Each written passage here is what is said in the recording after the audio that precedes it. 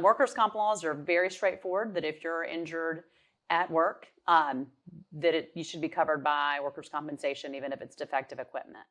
If you've been injured by defective equipment on the job, what are your options? We're going to talk to attorney Rebecca Halberg about that on today's episode of Ask the Lawyer. Rebecca, thanks for joining us.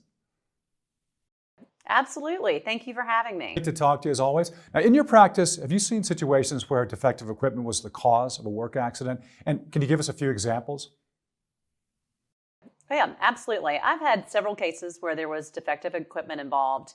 I had a pretty serious one a few years ago. My client worked at a carpet manufacturer up in North Georgia, and his arm was pulled into one of the machines.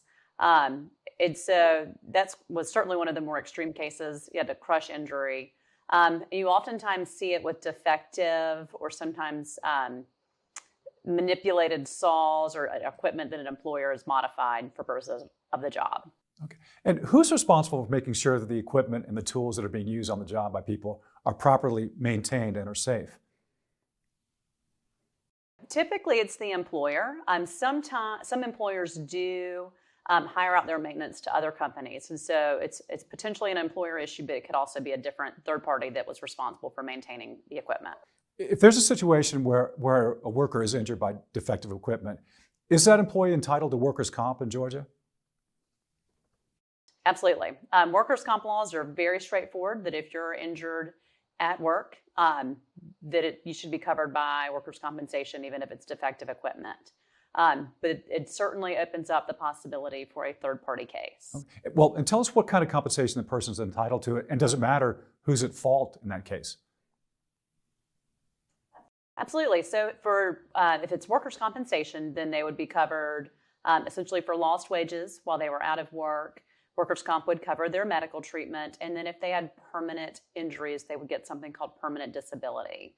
Now, if there was a third-party case, it would open it up to additional compensation for pain and suffering. So tell us how that third-party case process works. Absolutely. With the third-party cases, particularly with the defective equipment scenario, it's important that the initial investigation and research is done from the get-go.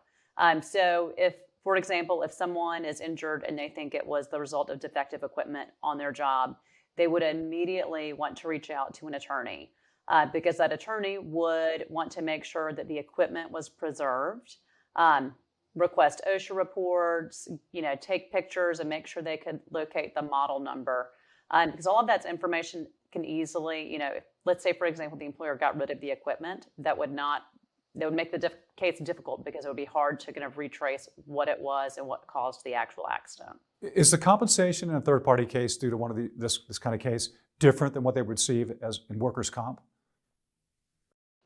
It is, and it would be in addition to that compensation. So if someone was injured at work as a result of defective equipment, they would have a workers' compensation claim against their employer.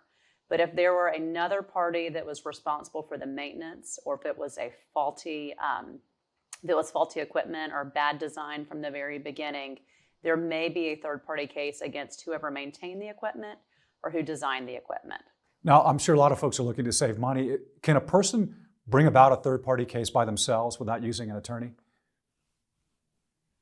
They could. I definitely don't recommend it. And particularly products liability cases can be very difficult. And so I've got, 2 or 3 firms that are my go-tos in Georgia that if from the very beginning of the workers' compensation claim, if I think that there's a products liability case, I just get them involved at the very beginning. Okay. How is an attorney paid in a case like that? Just curious.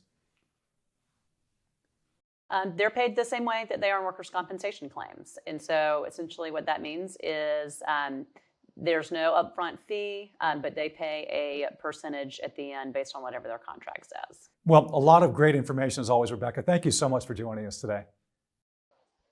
Absolutely. Thank you for having me. And that's going to do it for this episode of Ask the Lawyer. My guest has been Rebecca Halberg. If you want to ask Rebecca about your situation, call the number you see on the screen. Thanks for watching. I'm Tom Mustin for Ask the Lawyers.